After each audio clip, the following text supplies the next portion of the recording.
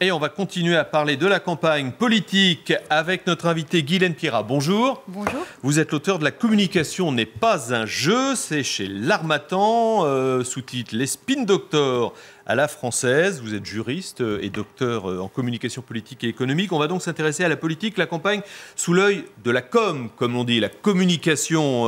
Alors, je précise quand même que votre livre est tiré de 20 ans d'expérience professionnelle, tant dans les milieux politiques qu'économiques et financiers. Est-ce que les grands rassemblements dont on parle tant depuis le début de cette matinale, comme se dire à la Concorde ou à Vincennes, ça peut changer l'image d'un candidat? Est-ce que ça peut donc influer sur les intentions de vote? Aucunement. Le meeting ne va pas changer l'image du candidat.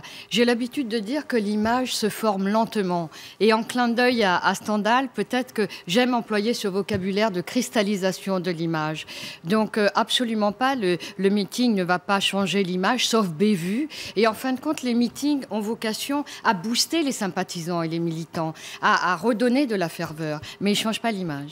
Alors, selon vous, est-ce qu'il y a un candidat qui a apporté des nouveautés dans sa façon de communiquer dans cette campagne? Je pense à Jean-Luc Mélenchon qui a peut-être initié justement le meeting en plein air. Exactement. Jean-Luc Mélenchon est sûrement la nouveauté parce que bon, il a redonné la mode des rassemblements en plein air avec des visées très pédagogiques, des accents faubouriens et globalement, les gens sont allés à ces meetings en quête de compréhension de ce monde qui change et qui bouge. Donc incontestablement, la nouveauté, c'est les meetings en plein air, c'est ces meetings à visée pédagogique de Jean-Luc Mélenchon.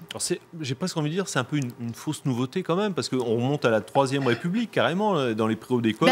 Oui, vous avez tout à fait raison. Et alors, Lamartine en Twitter. 1848, exactement, Lamartine en 1848 haranguait les fous devant l'hôtel de ville. Il suffit d'aller au musée Carnavalet à Paris pour revoir ce tableau magnifique de Lamartine. Il suffit de se remémorer l'histoire pour voir que finalement c'est une tradition en France. Et on a balayé donc Internet, Twitter, Facebook, on se disait ça va être une campagne via Internet. Voilà, non, c'est les grands meetings. Allez, on est revenu en arrière. Mais c'est peut-être pas plus mal.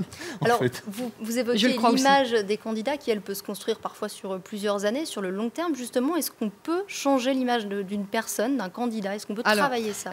Changer l'image, ça, c'est quelque chose de très technique. Dans mon ouvrage que vous avez cité, La communication n'est pas un jeu, j'ai appelé ça le correctif d'image. C'est un exercice extrêmement délicat. Mais attention, on ne change pas les gens. On ne fabrique pas des acteurs de cinéma. Bien évidemment, nous travaillons sur le réel de l'image. L'image, c'est la personnalité profonde d'un individu. Donc oui, on peut corriger l'image, mais croyez-moi qu'en séance de coaching individuel d'image ou de positionnement stratégique individuel d'image, c'est assez dur comme exercice, c'est assez délicat, et on ne fabrique pas des acteurs de cinéma. Justement, qu'est-ce que vous diriez de l'évolution de l'image de François Hollande?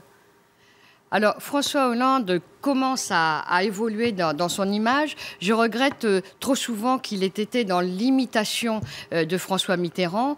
Et on a vu au meeting où j'ai fait une observation in situ à Vincennes qui commence à se libérer un peu de cela. François Hollande, sur sa communication, a choisi une communication de millefeuille où il y a plein de conseillers en communication qui défilent et qui prodiguent des conseils. Je ne suis pas sûre que ce soit la bonne formule. Et quand vous dites on peut changer l'image, alors on a compris que c'était un petit peu à la marge. Est-ce que ça fausse pas un peu la donne quelque part?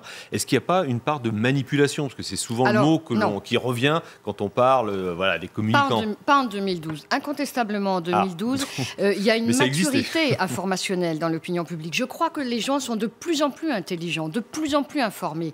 Et on voit bien qu'aujourd'hui, les petits Rastignac au soulier verni, comme je les appelle, qui s'aventurent dans l'imposture, qui s'aventurent dans le mensonge, se ramassent les pieds dans le tapis, parce qu'aujourd'hui, avec la force des médias, avec la force des réseaux sociaux, avec la force du net, il y a une telle transparence dans l'opinion publique qu'il n'y a plus de place pour ça. À court terme, à moyen terme, à long terme, la vérité de la situation finit toujours par éclater. On ne peut plus tricher, donc. Oui. C'est une bonne nouvelle. Voilà. Terminons sur cette bonne parole et je renvoie à votre livre. Il y a plein plein d'anecdotes. Hein. Bon, vous voulez parler aussi de Maurice Lévy, on n'a pas le temps. Vous voulez défendre, mais bon, vous reviendrez nous en parler. La communication n'est pas un jeu. Guylaine, Pierrat, précisons quand même que les spin doctors, parce qu'on en parle, la définition, vous dites, on est des copartenaires des sculpteurs d'images. Hein, c'est ça. Je vous en prie, oui, c'est ça. Merci beaucoup. À suivre un nouveau journal 7h30 sur LCI.